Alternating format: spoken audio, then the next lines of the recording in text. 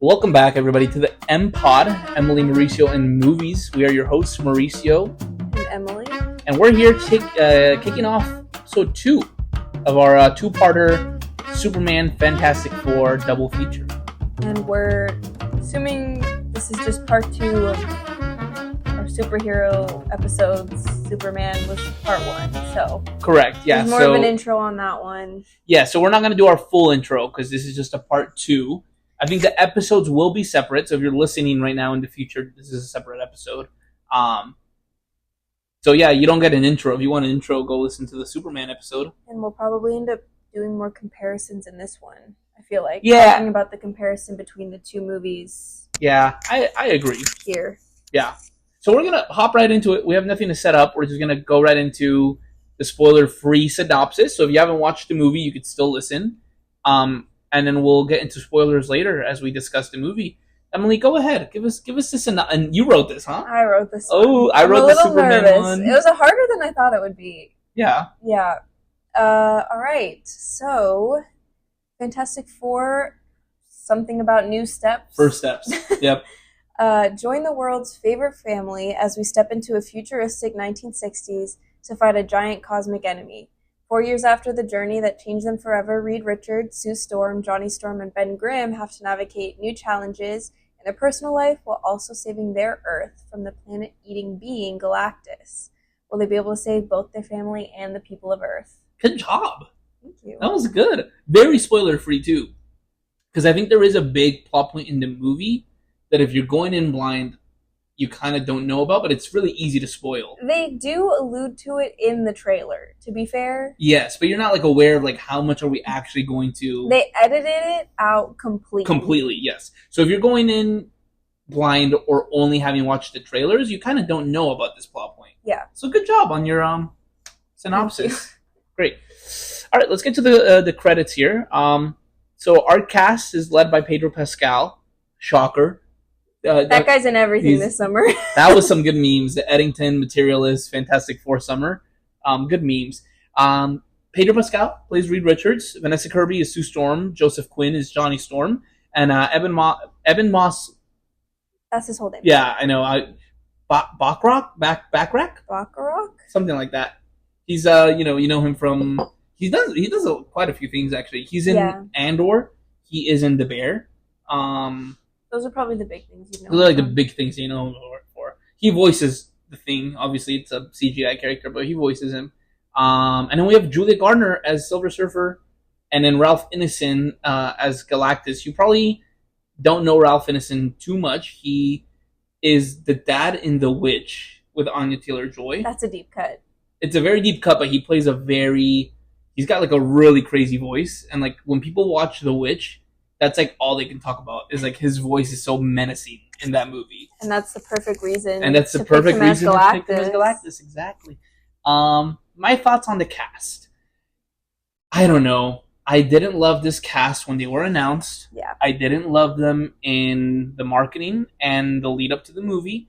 And I didn't love them after the movie, which is a big bummer. I think most of I want to just lead off by saying that I did enjoy the movie. I did think it was good. Mm-hmm. I didn't think it was very good or great. I just thought it was good, period.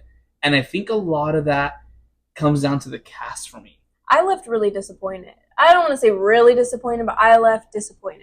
We were coming in with expectations of Fantastic Four legitimately rivaling Superman. Yeah. We thought... We were scared it was going to be better than Superman. We were scared because we enjoyed Superman so much. We were like, oh, shoot. If this is better than Superman...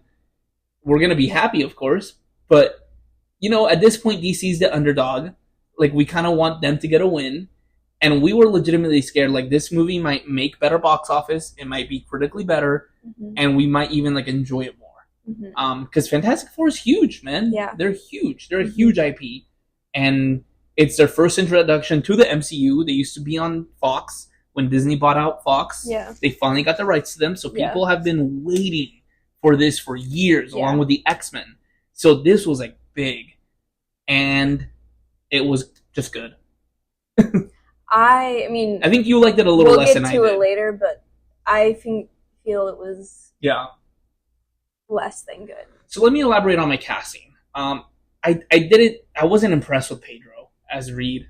Um, I thought he did give a good performance. Mm-hmm. Absolutely, Pedro is a good actor. He's a professional actor, and he's very good at what he does. Yeah. That doesn't mean he's the right person to play Reed Richards. Right. For example, Nicholas Hoult auditioned for Superman and was in the running for Superman. Yeah.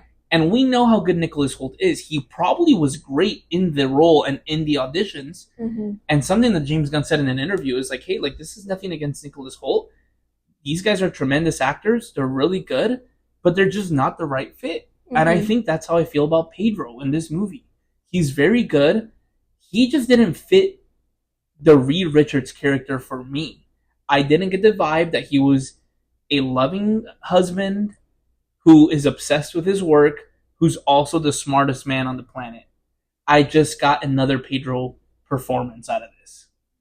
Yeah, people make a lot of jokes that it's because Pedro has now almost typecasted himself into this like dad-like role where he has to save or protect a child or a being. I mean, Grogu. Yeah. Ellie from Last of Us. Yeah. He's like this protective Papa Bear guy. Yeah. Who has to fight people. Yeah, very dad energy. Which is fine. Like Reed Richards is dad energy. Like I think there are parts of Pedro that are like perfectly suited for the character, but I think when I'm thinking about the character as like a balanced diet, I just don't think he ticks all the boxes. I don't know what it is. It could be the look a little bit. I don't love that he kept the mustache. I thought his look lacked comic book accuracy. Sure. I mean, overall, you felt this way too. We felt the casting was on the older side. For Definitely on the older side. I would have loved to seen a younger cast all around. Like outside of Joseph Quinn, Johnny Storm, and obviously the thing doesn't matter. But outside of Joseph Quinn, I felt like Pedro and Vanessa were like just a little bit too old for the role. I don't know. It's like we have this is the start of the Fantastic Four. Yeah. Like we're talking about like a 10-year commitment potentially out of them in the MCU, and they already look old. Like for their characters. Like you can tell like a little more mature. Like I would love to see like a young Reed and a young Sue trying to figure out their marriage and exploring challenges that come up in their marriage. Yeah. All that stuff. But we get like two really veteran actors, and their chemistry was not there. I'm sorry. Absolutely, zero chemistry on screen. The joke is that they have more chemistry outside of their role than they do in the actual movie. 100%. They do. They absolutely do have more chemistry in the press tours than in the actual movie. There's not a lot of opportunities for them to have chemistry to begin with. I think they have one scene that they share together where it's just like the two of them. And outside of that, they're always with family or other people. Like, and that scene, I just didn't get the sense. There's a couple of scenes. I may be they have some in the beginning and some in the end, like towards the middle end. Yeah. But either way, that doesn't. I mean, that goes to show you can't remember. Yeah, it's true, right? Like, there's nothing that comes into mind, right? When I think of Superman, I think of the apartment scene. Like, it's even like I don't mean this in the sense of like I find it hot, but like it just objectively, it's like a spicy scene when they're in Lois's apartment and he picks her up and they're making out on the kitchen by the stove, or at the very end when he picks her up and they're flying around and they're kissing. Like you feel that chemistry. Like here, like the marriage feels just very companion-esque. Not even that. My overall, like one of my biggest complaints about the movie is that they're supposed to be a family. There's a sibling relationship in this movie between Johnny and Sue, and I didn't feel that at all. Yeah. Like the best chemistry in relation to these like four people was the relationship between Johnny and the Thing. Yeah. But that like you feel that chemistry because it's easy like comedic relief chemistry. You don't have to try very hard. You just like it's just like boys being boys. Yeah, bros being bros. Yeah, exactly. And so I think like Vanessa Kirby has unfortunately no chemistry with anyone, and Pedro Pascal, who's supposed to be his best friend, is the thing. The thing, And I don't even dude, think they have a scene together. I just didn't feel like they were best friends. It just didn't. I didn't get that sense at all. No, exactly. Like you nailed it. Johnny and the Thing have the best friendship and chemistry, and like it just felt like Reed was like a loner. Like it just Yeah. like he's got no chemistry with his wife. He's got no chemistry with his best friend, and he, this is comic book accurate at least. But like his relationship with Johnny is always complicated, and it's always like a little intense, and it's always he's the little brother that doesn't approve of him being big sister's husband, and Reed sees him as the the hot shot that goes in without thinking, doesn't know what he's doing. So that relationship kind of writes itself in the movie, but I don't know. But when a movie like prides itself on being about family, and the main theme plot point is supposed to be family, and you just don't feel that, like at all, and that's really unfortunate. I agree. One of my standouts for the movie, first of all, I want to say, even though the family aspect I think was missed, I did think Vanessa Kirby was maybe like the strongest of the four in terms of just like individually. Like I think the movie is written around her. Like it's a movie about Sue Storm. So like I don't know if it's her work that stands out or just the script that kind of helps her out along the way. Originally coming out of the movie, I didn't love Joseph Quinn's Johnny. I think now that time has passed, I've grown a little more fond to it. I do like that he's a bit of a more like intellectual Human Torch. At the end of the day, he's an astronaut, and I was thinking this while watching the movie. I was like, like why do we portray Johnny Storm as this like dumb, like hunk sort of like high school quarterback vibe? Like he's an astronaut. Yeah, he went to space not because he's Sue's little brother, because he like earned that spot. So like he would be smart, and he is smart in this movie, and he's not doesn't really have like the charisma of like a Human Torch that I would like as much. I think you can find a way to have him be like super charismatic and also like really smart. Yeah. Like I think what makes Human Torch the Human Torch is that he's not like he doesn't have high school quarterback vibes because he's dumb. He has high school quarterback vibes because he's arrogant. Yeah. So like I think I would like to see that would be my perfect Human Torch, is a version similar to what Joseph Quinn plays, where he's really smart, but his arrogance is what makes him a hotshot. Yeah, I think he got the closest to nailing his character. Yeah, I mean the thing was great. Yeah. I just wanted more of it. I feel like we're definitely getting into like talking about the weeds of it, the movie itself. Yeah. In all of this, but like I think that the Thing is such a complicated character, and there's so much that you can do and explore with him, and I just feel like they lost opportunity so many times. They had a lot of scenes. They teased us where very good. They could have done that. Yes. Because he's on his own, taking whatever. Like he's out and about doing his thing as the Thing, and they just don't go far enough. Yeah. To like reach that depth. They really don't commit. In my opinion. They really don't commit to a lot of things in this movie. That's what the movie felt like for me personally. Yeah. Like I felt like they set up, and then they didn't commit all the way. They didn't take the leap of faith with the characters in the direction that I would have wanted. So we just talked about the good side. Yeah. Now, did you want to say anything about? Well, I wanted to talk about Julia Gardner. I think she's really good. I think, obviously, when the trailer dropped and we saw that it was, I forgot her name, Shala Ball, Silver Surfer. It's a little disappointed because I was like, that feels kind of out of nowhere. Like, no one is very familiar with the character. Like, it seems like we're gender bending, everyone knows Silver Surfer.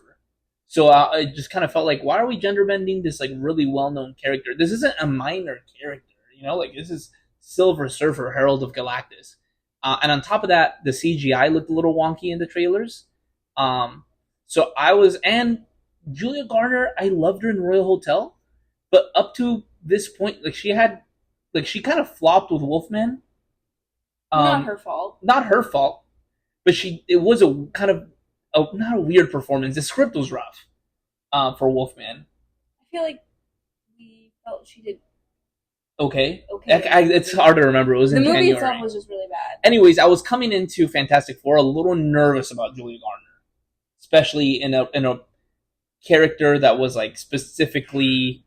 I mean, the character exists in comic books, but there's not a lot of exposure to that character. So this was gonna be like essentially like a brand new iteration of Silver Surfer. So I was really nervous, and I can gladly say that she knocked it out of the park. It's like maybe the most well-rounded written character in this movie, and it's an important character because without Silver Surfer, Galactus doesn't work. Galactus is really weird. He's really unrelatable, and he's this giant being. He's just like an entity, so he needs a voice. For any WWE fans, it's kind of like uh, Julia running around backstage with Kiana James as her representative as of recently. Like that is Silver Surfer to Galactus. It doesn't work without a good Silver Surfer, and they nailed the Silver Surfer. She had a great backstory. How I felt emotionally invested to the character. They did a good job with the scenes between Silver Surfer and Johnny Human Torch. So I think that's where they like nailed it. They nailed a lot of little things. I just feel like they struggled to piece it together. Sure. Yeah. All right, let's go to the budget, box office, and reception. Budget around 200 million, just a little bit less than Superman. It had a good opening weekend, around 118 million. I think the thing you had pulled up that one. Yeah, let's see. Yep, 117,664. So if you want to round it up to 118, that's fine. So yeah, just in between 117 and 118 million. And then worldwide, a little bit over 389. We talked about before we started filming this episode here live with chat how it had a little bit better reception internationally, which makes sense. I think Fantastic Four. I think, like I said, Superman is very American. Yeah. And I can't imagine people like in Russia being like, "Yeah, let's go watch Superman." I think too, it's just the name of Marvel, like worldwide Marvel. They have the cred. They have this. They up to this point, they still have the street cred. Yeah. It's getting closer, and they're losing a lot of that reputation.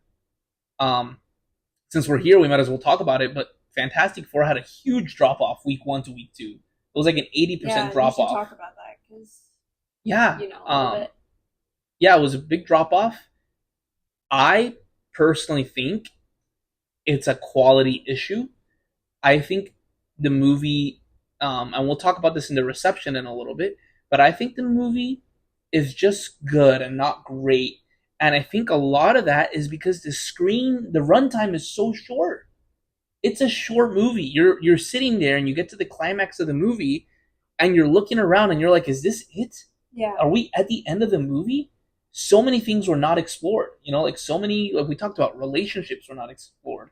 Characters were not explored. Yeah. Like the universe. Itself. Yeah, it's a really cool world that they set up. They're not on our Earth. They're not in our dimension. Like, correct. They're on a different timeline. Yeah. Yes. And it's a really cool timeline. It's like, retro futuristic timeline, which everyone loves. Everyone loves that aesthetic. And I genuinely feel Marvel knew that this was going to be a shoo-in success. Yeah. They said, let's cut 30 minutes of screen time so that we can have an extra movie per day, so that we can get as many showings as possible. And they're paying the price because it had a great opening weekend. And then I think people realized like this movie is just okay. And I think the word of mouth on it was like fine. So then I have a question for you. Yes. Do you feel like, because with Superman, obviously we both rewatched it more than once. You saw it twice. I saw it 3 times. Do you feel like Fantastic Four has rewatchability? Let's talk about maybe like for people like us who go to movies a lot. Then let's talk about it in terms of people who, I don't know, maybe are fans of Marvel, and then just generally. Yeah, I think for people like us, there's not a ton of rewatchability. Like, I don't know what I would get out of it a second viewing.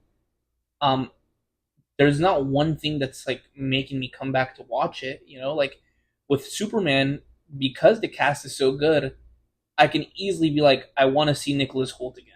I want to see Rachel Brosnahan again. I want to see David Corenswet again. Yeah. I want to see Mr. Terrific. I want to see Crypto again. Yeah. Like my second viewing, I took my mom. And she loves dogs. She has a dog that she's obsessed with. And I was like, I really wanted to like watch Crypto. Yeah. You know, with this, I'm not coming back for anything. I'm like, I felt like I got just what I needed out of it. I liked the thing. I liked Silver Surfer. Everything else was just all right. The movie itself lacks like action. Like, not only does it lack emotional depth and like character development, the action in the movie is not great. I think there's one good action scene, and it's not even like the four of them using their powers in fighting. It's like a Star Wars type scene, Yeah. where they're, spoilers, but they're like on a ship and Silver Surfer's chasing after them, and Sue Storm is big spoiler if the my first spoiler warning didn't sway you, and Sue Storm is like in the middle Literally of giving giving birth in the ship. So you have like Reed Richards trying to help her, stretching throughout the ship, running things on the ship while Holding her down because they're in space. There's no gravity to push. Johnny is on the guns trying to take out the Silver Surfer who's It chasing felt after very them. A New Hope. Yes, yeah, very like they're. It felt very much like they're on the Millennium Falcon. Yeah. The Thing, he's the best. They establish it. He's the world's best pilot. He's the one flying the ship. They're trying to do all these cool maneuvers, and you see their brains working. Yeah. You see Reed working out a problem in real time. Like, okay, how do we shake this being that's faster than us, can phase through our ship, Yeah. and is after our child? Yeah. Oh, there's a black hole here. We're gonna do something really risky, but I'm the smartest man in the world. The calculations work. This is gonna work, and we're gonna need everyone to do their thing. We're gonna need Johnny to keep her off of us. We're gonna need Sue to make the ship go invisible for just a little bit, even though she's giving birth. Go women, you're so tough. That's a very husband thing to do. Honey, I know you're giving birth. I know you're pushing really hard. I know you're trying, but can you also shield us for just a little bit? You're doing the hardest thing that a woman can do. Physically. Physically. Can you try a little harder, though? Can you do a little bit more? Can you do a little bit more? So I thought That's that not was how he gives it off. To no, be fair, he doesn't. But We're doing a bit. But yeah, I think that's by far like the best action scene in the movie, and chemistry scene. and chemistry scene, because you're seeing you have them. them all work together. They're firing on all cylinders. Yeah. And you just don't get that again. You just don't get it. You don't get anything like that again. Yeah. It's really disappointing. So anyways, I think short runtime when it clearly needed to be 30 minutes longer at least. Weak action and poor casting. I think that's enough for a movie to not have legs. Yeah. For people like us to not want to rewatch, and for people that are on the fence to not want to go in the first place, and for word of mouth to not be strong enough for it to keep going afterwards. Mm-hmm. So we'll see where it goes. They're also paying the price for releasing a lot of mediocre movies. Thunderbolts paid the price, and that was a good movie. That was better than Thunderbolts this. was better than Fantastic Four. Fantastic Parts. Better than Fantastic Four without a doubt. Yeah. And Thunderbolts did not great at the box office. And that's what's unfortunate is I think that movie was better, but because it's not like characters people know and it doesn't have the hype and the build, it's not getting the results that it should be getting. It's not getting its flowers. Yeah. Yeah. But that's a different movie. So. That's a different movie that we won't do in episode 4. Yeah, talk about reception. So overall reception, I mean, we've been talking about it, I feel like, essentially, but it's pretty comparable to Superman. Yeah, it is. It's an 86% on Rotten Tomatoes, I think. A little higher than Superman. Superman's 83. For critics, and 91, which is the same from fans. IMDb 7.3 versus 7.5 for Superman, and then Letterboxd, which I feel like for fans shows pretty clearly. Mm-hmm. It's a 3.5. So which 3.5 is Letterboxd is it's really hard to move off your numbers once they're established. Yeah. So like a 3.5 to a 3.9 is a big difference. Yeah. Like so I would say like that is maybe the biggest difference I see from all the critical reception. Mm-hmm. Everything else is pretty neck and neck, but the Letterboxd one I think shows maybe the biggest difference. Yeah. I think overall, I mean, IMDb rates it a little bit lower, Letterboxd rates it a little bit lower. Yeah. And then Rotten Tomatoes critics rate it a little bit higher. So yeah, neck and neck, but I do think overall, and this is not just us because we liked it better. Yeah. But I think overall, I think people in general like Superman better. Yeah, I agree. So yeah, let's talk about buyers beware. In episode 1 we talked about this, but we're probably going to talk about it every episode. So we have our 4 enjoyers. We won't elaborate on what they are, but we'll just remind you so that you know, and then we'll give you our rec. So we have the Kino Consumer, the AMC A-lister, the monthly movie man, and then I'll wait till it's on streaming. Yes, sir. I know it's a little different. It. I did change it from the original template because I just copy and pasted. I wanted to be gender inclusive because the third option is the monthly movie man. Yeah, and I was like oh. Women watch movies too. Women be like, I'm going to a movie. I do be like that. You do be like that. So I changed it to like the monthly moviegoer. Anyways, so those are the 4 options, and then our recommendations are: get your tickets now, go when you can, wait till it's on streaming, certified slop. Yep. So, what do you say? I think this is go when you can. Yeah. And even then, I'm hesitant. Like, if this wasn't Marvel and if this wasn't Fantastic Four, I would probably say wait till it's on streaming. It's just a movie. Yeah. That's what it feels like at the end of the day. This felt like just a movie. Unfortunately, it's MCU and it's Fantastic Four and it's the start of a new phase and it's Marvel claiming, hey, we're turning a new leaf. So it's going to be hard to like not go to that.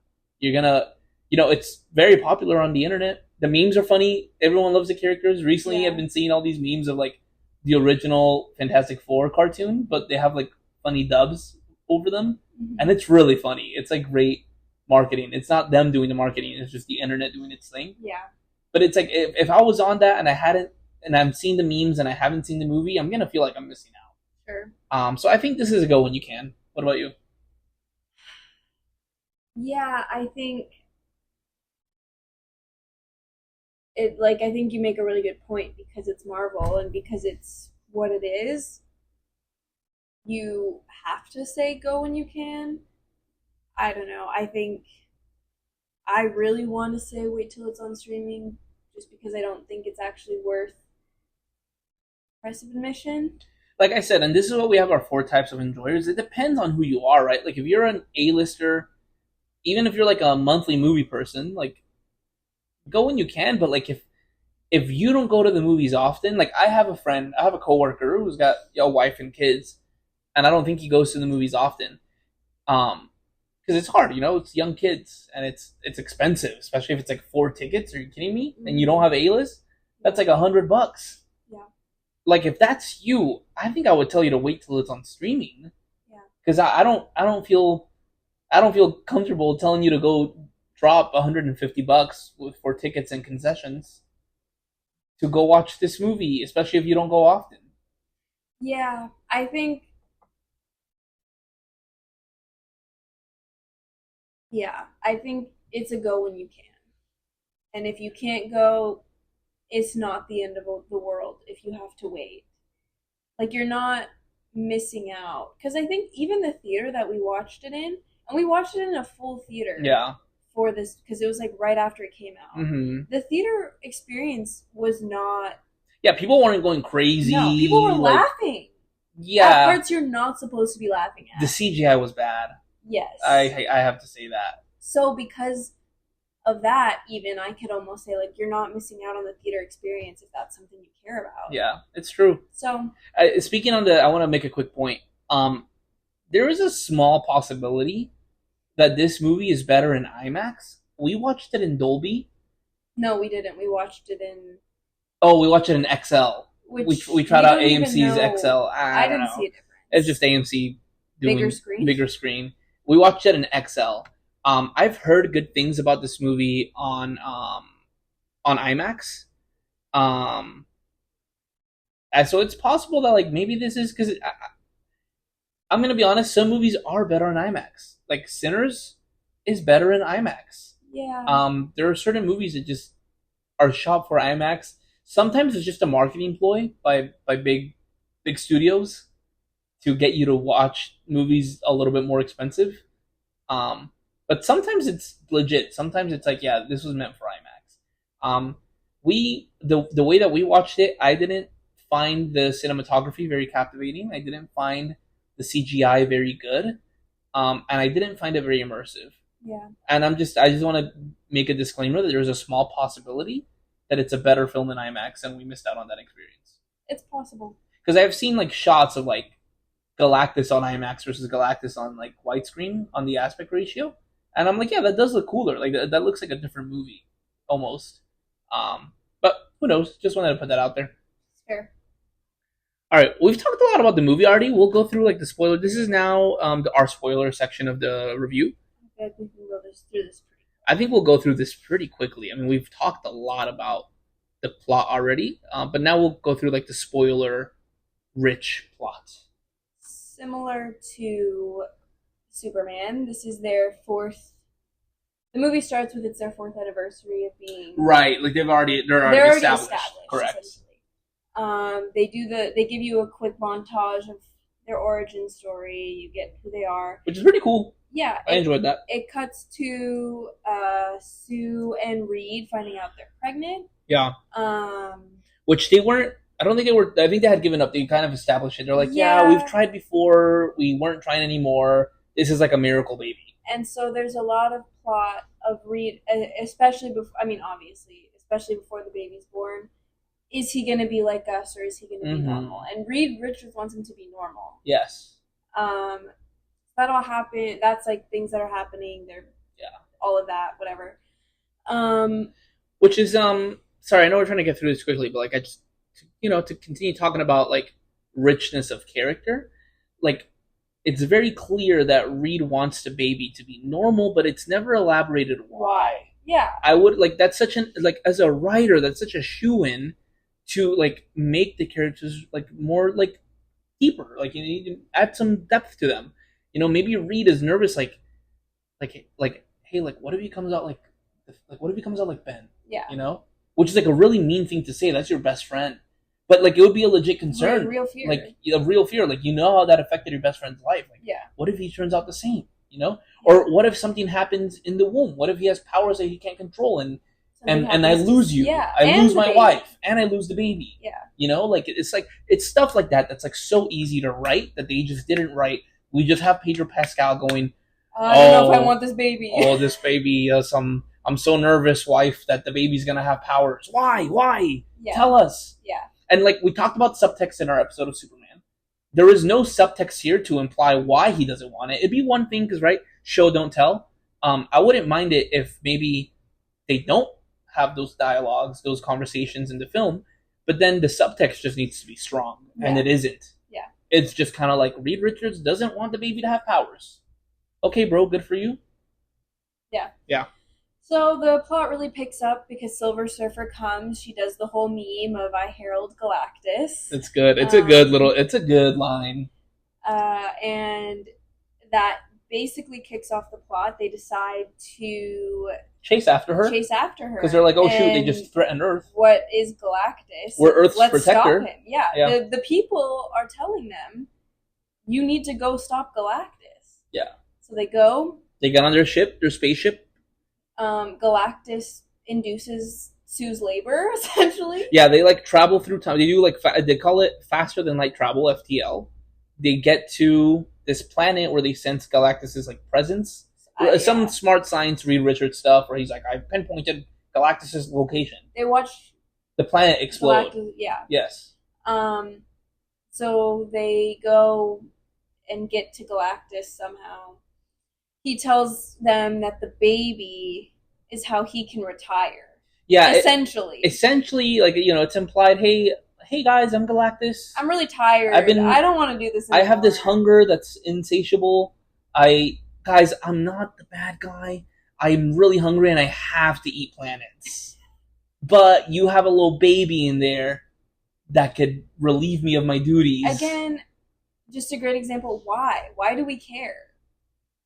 Why are we supposed to care that Galactus doesn't want to do this anymore? And this is where I'm a big nerd. I read comic books. I'm very up to date with, heroes and Marvel and DC. I will say my weakest, I have no knowledge of Galactus or Doctor Doom. Like those were the two characters that I just don't Well, know that's much not about. good. I know, right? I know that's awkward. Um, so yeah, like I think even here, because in this instance, I would consider myself like a casual fan for Galactus specifically. I would have loved to seen Silver Surfer like be the voice of Galactus there. Like elaborate a little more. Even at the like, it's never explained why Galactus chooses the planets that he does. Yeah. Like, is there something that is important when it comes to like the people there, or like like that satisfies him more? Like why Yeah. can't he just eat? Go eat Pluto. Go eat Pluto, bro. Go eat our little dwarf planet. Have a little snack. Yeah. Why are you coming to Earth? Yeah. So yeah, that scene it's fine. Yeah, so they do. That's like where it sets up for the scene we had talked about earlier about them escaping Yes, they. Galactus as she's giving birth. Yep. Which they end up doing. Silver Surfer flies into the black hole. It's a really cool scene. Yeah, so they smack Galactus in the face. They say, "You ain't gonna have my baby," and then they run. They do a hit and run. Yeah. And then the Silver Surfer chases after them, and then yeah, the whole stuff happens. They get back to Earth, and they're like, "Did you defeat him?" This is where the meme comes from. This is like a really funny, and honestly fair to the people. It is a fair. It's really honestly.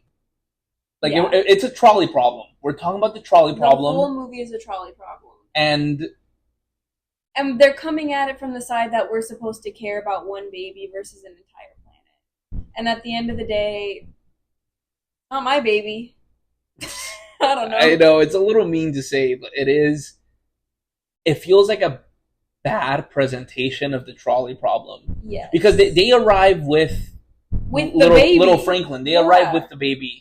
They asked him like, "Hey, did you defeat Galactus?" And he said, "No, we had to deal with him, but the price was too high to pay. The price was the life of my child." Which, yes, I get it. You're the parent, so of course I would never expect a parent in that situation to give up their child. That's fine. Yeah.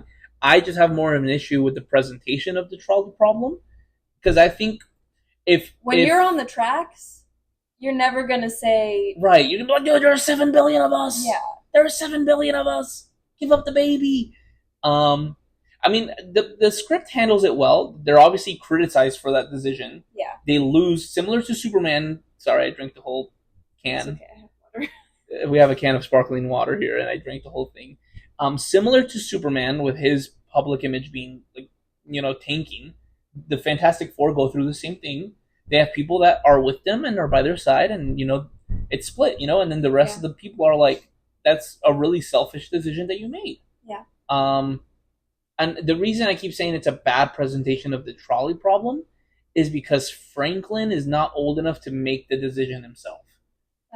And I think that makes like a richer story, right? You have a Jesus Christ dilemma of like, hey, I'm gonna sacrifice myself for the sake of the world. Mm-hmm. I think obviously this is a whole different movie that I'm talking about now. Yeah. But if you have a movie where Franklin is a little older, maybe not even that old, like just like a teenager, and you have this teenager faced with the decision of I have to sacrifice myself for the sake of my planet, and he makes that choice, like that's like a little bit more powerful than like having this baby who has no say in anything. Yeah, because even more be in the middle of this problem. You see Johnny Storm, I think it's like kind of like Johnny Storm is like, I'll do it, I'll sacrifice, and you think like, oh yeah, like right, yeah, Johnny wants to make that choice. Yes, he's like, I'll do it, which I love. I love that he's like, I'll step in, and then they're like, no, you're not. You don't understand. You're not Franklin. You're not worthy of whatever we need for this boy. They don't explain why he's special at that point. Yeah. So yes, they get back to Earth, and then they are spending time trying to figure out how can we save both our baby and the world. Yeah. They get to the idea that they're gonna build these teleportation machines. It's established earlier that Reed has solved teleportation, but on a very small scale. So now the challenge is how do we scale it up so that we can teleport the entire planet to a different solar system where the Earth can survive, where it's going to take Galactus millions of years to find us. Essentially. So they're saying it's not future. It's not our problem. It's future us problem. Yeah. Someone will have to deal with Galactus eventually, but not us. It won't be us. It won't be us. And so the movie figures that out. They start building the teleportation devices. They go on as as they're starting their mission, as the countdown goes and all the teleportation devices are turning on. At this point, Galactus has entered the atmosphere. He's like 30 They days show away us or something like that. him at each planet as he's Yes. passing each planet. Yeah. Essentially, like he goes past Jupiter, and we're like, Yeah. oh shoot, Oh, he gets shoot. past Mars, he gets past Oh the shoot, moon, he's at the moon. and so Could you imagine the memes? Like, dude, it would be really funny though. Like, if this was IRL, I think a lot of people would like come to peace with their like fatality. yeah, and it'd be like 2012 all over again. And the memes would be so good. Yeah. Like, if you're dying in 30 days, peak memes. Yeah. Yeah. So, anyways, as they're powering everything up, they're getting ready. The force field has started to come around the planet. Silver Surfer shows back up because it takes a month, I guess, for her to get out of the black hole, and the month has passed. Right. So she breaks every single transportation device. It's like these towers that they connect. They're like interlinked. Except and they needed all of them to do the entire Earth. And then she destroys all of them except the one that's in New York where they live. Yeah. So then they come up, and now Galactus is at Earth. Yeah. They've somehow found enough time to take all the people of New York and bring them to the underground. Mole Man is a big part of the movie. In the movie. Yeah. So there's like it's similar to like in DC how there's Atlantis in the ocean. Like, it's established that there's like an underground world below everyone that's like, the mole people live there. So that's where they take everyone for like evac. So they get people down there. They've created this plan to save and send Galactus. Instead of sending the Earth, they're going to send Galactus elsewhere. They're going to teleport him far, far away. And I just want to point out, I think up to this point in the movie, I'm enjoying it. I think up to this point, I'm like, this is maybe a little bit more than good. This is like pretty solid, but it's also at the same time that you're looking around, and because you feel it, right? Galactus is at Earth, and you start to feel it. You're like, oh my gosh, is the movie about to end? Yeah. You're like, there's maybe 30 minutes left. Yeah, you're like, what the heck? The movie's ending? Like, Galactus is already here, and we're already getting to the final plot. Like, obviously the final plot is going to be like getting Galactus in the teleporting machine. Yeah. I'm like, that's it? Yeah. That's it? Yeah. And I think this is when the movie starts to fall apart for me as a viewer. Their plan doesn't work. He realizes he's smarter than them, and so he realizes that, it's actually really comedic. They're trying to trick Galactus to step into this area. It's like this like triangle area, right? This big triangle area, because once he's in there, they can teleport him. And they're baiting him with Baby Franklin. They have like a Baby Franklin in there, and they do a little swaparoo. But it's really funny. Like, right before Galactus steps over it, there's like a shot of his giant foot, and there's like a giant like caution tape line. Yeah. And I'm like, this is so stupid. Like, we're talking about Galactus. Obviously, he's not like it. Just looks like a trap. Yeah. It looks like a trap. So like, the fact that like the smartest man in the world. I mean, obviously, this was like improvised because this wasn't the original plan. Right. But it just felt like, I don't know. It felt a little silly when he's like looking over the caution tape, and he goes, No, I'm not gonna step over it. Something like Silly Humans or something. Right, something like that. So then now they're on Plan C, and now they're all just trying to fight him, kind of, but not really, because for some reason Mr. Stretch's powers is Mr. Stretch, and he almost gets stretched too far, apparently. I have an issue with this whole sequence. So the plan fails. The original plan fails. He doesn't step into the trap, and they whisk Baby Franklin away to safety. They bring him back to the Baxter building, which is like their home, and it's like far from like but it's like across town, Yeah. And they like leave Baby Franklin in their living room, and then they go with Herbie, which is their little robot, and then they go fight Galactus, and then they realize I have a really big issue with this, and then they realize because Galactus has like the scan, like he can kind of see everything. So he scans New York and he finds Baby Franklin. Yeah. And he starts making his way towards Baby Franklin. He's not very fast because he's huge, He kind of walks like Godzilla. And this is where like it kind of bothered me. They're all aware that Galactus is making a run to their home yeah. for their baby, Yeah. who is there alone. And instead of, because they have their car, Johnny can fly faster than Galactus. Yeah.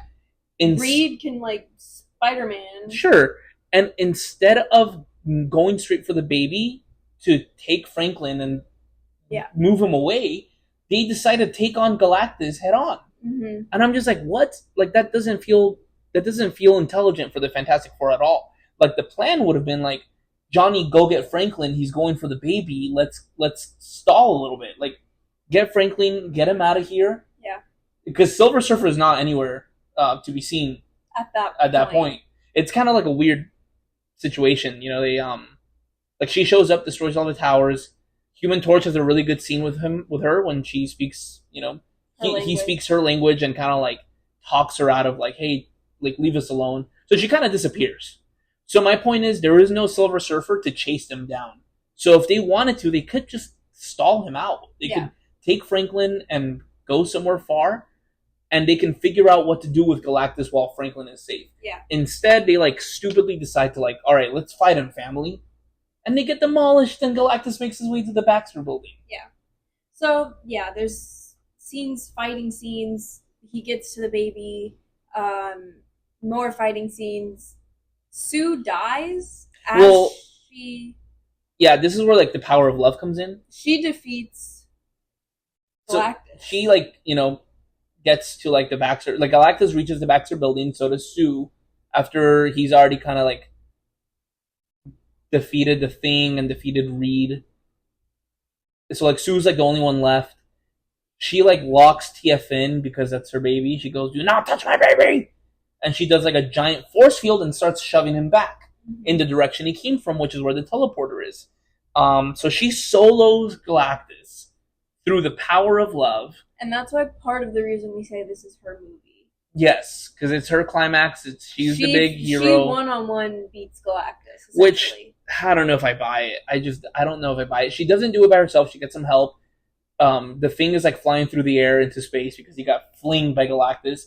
Johnny, like, rescues him, and they're coming in, like, full speed, and it's clobbering time, so that helps them get him off balance for Sue to keep pushing him, you know, towards the teleporter. What is Reed doing here? Does Reed do anything here? Good question. I don't know. It's in terms of action for Mr. Fantastic himself, it's a poor movie. Not a lot of stretching, which I was worried about, because the trailers didn't have a lot of stretching. I remember they kept coming out new trailers, and I was like, we're still not seeing anything from him. And that's because there isn't anything in the movie from him. Yeah. He's, like, on the ground, stretched out, crying like a little baby, probably. So Sue's pushing him. They help him. Eventually, she pushes him into the teleporter. They turn on the teleporter. They start whisking him away. Then good jump scare here. He, like, goes all the way in to the teleporter. He's out of sight, out of mind, but the teleporter is still on because it's like 10 seconds for it to fully. Yeah, it's like a 30-second timer or something weird like that. And then he pops out his hand and he, like, claws himself out of the teleporter. Yeah. And it's a good jump scare, good, like, little musical cue there, good sting. So then Johnny's like, shoot, he needs a final push. Yeah. I'm gonna sacrifice myself. Yeah. Which I loved. I was like, yes, like, this is the sort of like emotional depth that we need. Yeah. We don't need to kill off Johnny Storm, right? Like, it can be implied that he's going into this dimension trying to get back with Galactus, and, like, he's not dead, but he's just, like, lost for a while. And that would be a great setup to. We don't know how this connects, but it's gonna. These movies have to connect the Thunderbolts. Yeah.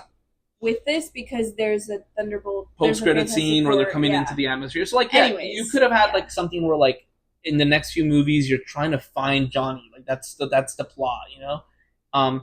So he's going in full speed. He's gonna ram Galactus into the hole, and then, you know, phrasing, and then he's gonna. She laughed first, but then Silver Surfer comes out of nowhere, shoves him out of the way, and then she sacrifices herself, which is fine. Like I said, good character. She had a good arc. It's a callback to her story earlier in the movie. Yeah. And she's already done it once. She sacrificed herself once for her planet, and then the criticism that Johnny has of her is that, like, well, what makes your planet special? Like, look at all these planets that you've eradicated. Yeah. Like, our planet is just as special as yours. So she makes a sacrifice once and for all. Yeah. And then Sue's dead. legit dead. She dies. She overpowered. She overpowered, you know, trying to get Galactus in there. The baby does CPR, and by the power of love, she comes back to life. Franklin's powers are revealed. I'm like I said, I'm not too familiar with the Fantastic Four in the comic books. I know Franklin is like one of the most like the strongest metahuman in the comic books. He's like up there with like Jean Grey and the X-Men and Phoenix Force and stuff like that. He just kind of like reses his mom, and it's like I don't know, it's weird. The CGI there is so weird. Everything is bad. The baby looks ugly. The baby looks bad the whole movie. Because they attach the real face to a CGI body because they want to get the motions of the baby doing apparently stuff. They filmed with a real baby the whole time. Well, sucks for them. It looks awful. I mean, I know that they put CGI on top of the baby. The baby looks really bad when Ben is holding him. Whenever the thing is holding the baby, it looks really bad. And then when the baby was doing the healing at the end, it looked really bad. Yeah. I didn't think Human Torch, just on the topic of CGI, I didn't think the Human Torch looked very good. I didn't like the effects that he put on him. Yeah. I thought Galactus looked fine. I think his colors looked a little muted. I didn't think he looked like very he's intriguing. Kind of maroon, not red. Very maroon. It felt like Zack Snyder Galactus. Anyways, the baby rescues. I mean, it just feels like the stakes were not there, right? Yeah. At the end, no one is dead. No one kind of lost anything. They got to have their cake and eat it too. Literally, that was the movie. Like, Galactus came, he saw, and he did not conquer. And the Fantastic Four are a big happy family, happily ever after. And no one in New York died. No one in New York died. There was no loss of life.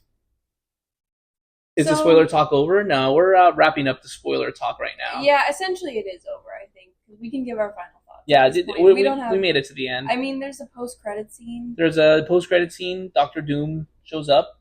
That's a spoiler. I mean, we're already on the spoiler talk, and he already saw the movie.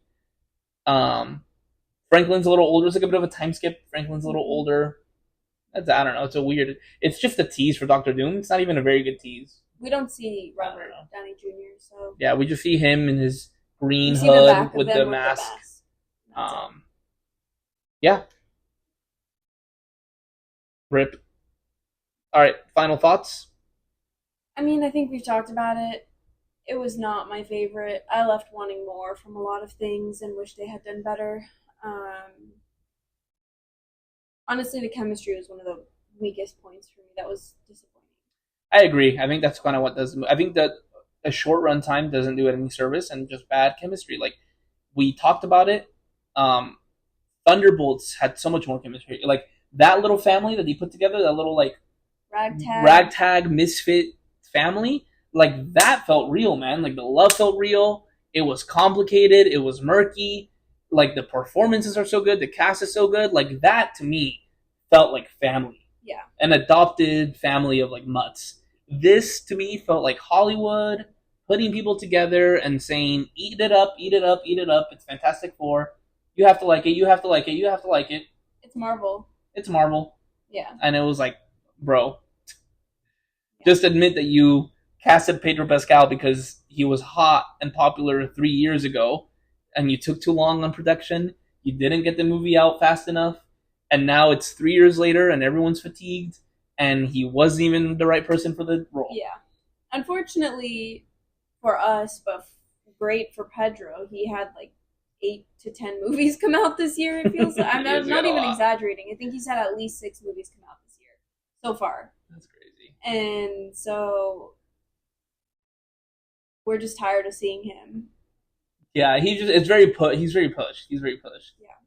And that's fine when he's in the right role. There are some of my favorite movies have him in it, and I'm like, he's really good in that.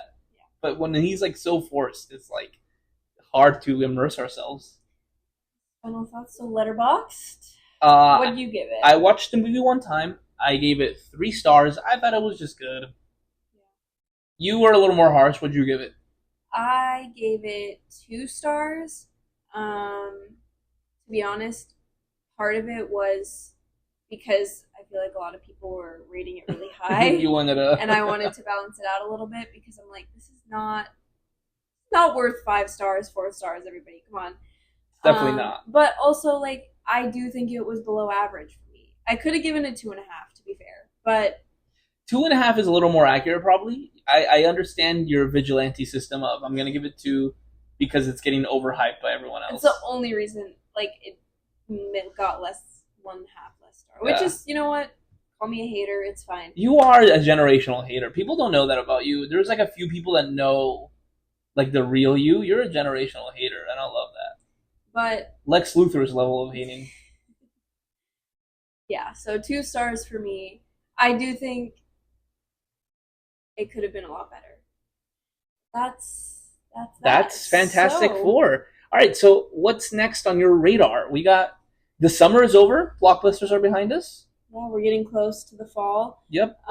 We just watched this week Naked Gun and Weapons. We probably won't do an episode on either one. We could probably do like a month wrap up. We'll do, maybe we'll include them like in the monthly wrap up. But that probably would have been what I said on this section. Like those 2 were the next on my radar. Honestly, Naked Gun was fun. I liked it. I thought it was funny. You should go watch it. Weapons, I thought we got long legged again. Why are you giving them reviews? I'm just doing my quick thoughts on them. I thought Weapons was long legs all over again. If you were part of the long leg saga last year. So those are the things. Yeah, I agree. That I kind of felt like I don't have anything on the top of my mind that I could say I'm excited to see at this point. But September, October is going to be a big time for if you're into thrillers, horror movies, anything along those lines. In our watching of Weapons, there was a lot of trailers that we were excited for, I guess. Some not so much. I think there were maybe 2. I think September is looking rough. I think the rest of August is looking rough. I think September is looking rough. There are some movies that are like, oh, big name directors, look at me. I think they look silly. I'm tired of seeing the Leo DiCaprio movie. What's it called here? We'll find it right here. I think this is a bad. I looked up like a schedule of films. I don't think this is accurate. Anyways, there's also the Austin Butler movie, which I'm tired of seeing the trailer of. Yeah. Both of those just look boring to me. They look like Bike Riders, I think was the name of the movie. No, that's the other movie he was in, I think. Yeah, but I'm talking about last year. Like, it has the same vibe as Bike Riders. Where I'm just like, this is just like boring Oscar bait. Yeah. So we have some boring Oscar bait coming up. To be fair, though, like, I think we are excited for things like Black Phone 2. I mean, I don't know that we're excited for Avatar, but Avatar is coming out. Yeah. What was the other one? Him, Monkey Paw Productions, Jordan Peele producer. Him. Okay, I'll tell you what I'm actually excited for. I'm looking forward to Predator Badlands. Yes, that was the other one I was thinking. And I am looking forward to... I just saw it. What was it? Oh my gosh, there was one more thing that I was like... Tron, brother. What are they doing with Tron? Oh, I just had it in my head. Oh, The Smashing Machine. A24. Safdie. Benny Safdie. With The Rock. I'm not a big fan on The Rock. Oh, yes. The stock for The Rock is pretty low right now, but I am excited for The Smashing Machine. I would say those are the upcoming things on our radar. But Peacemaker Season 2 at the end of the month. Yeah. It's a TV show. Yeah. Still on the radar. Letting the people know. DCU. So I guess that would be That'd be it. What's coming up? Wrap it up, baby. So I'd like to say for the people listening, thank you for tuning in, for listening to us. If you made it all the way, I know that these were both kind of longer episodes, podcasts. Yeah. I think this is the average length of an episode. But we just did 2, so it feels long. But these are separate episodes. If you're listening, you probably listen to these separately. Yeah, thanks for listening. Follow on Instagram, on Twitch. We do these live recordings. Instagram is _ Mauricio Morazan, and Twitch is at The Big Eared Bandit. And then YouTube, you might post on YouTube, we do have recordings, so I might post... and we didn't have to edit anything out, so I might just post these on YouTube as well. So look out on YouTube. I don't have an official title yet, but it probably will be MPod, EMMM. 3 M's Pod. MPod. Emily, Mauricio, and Movies. Yep, we'll see you guys in the next episode. Make sure to silence your cell phones and enjoy the company of others. Goodbye.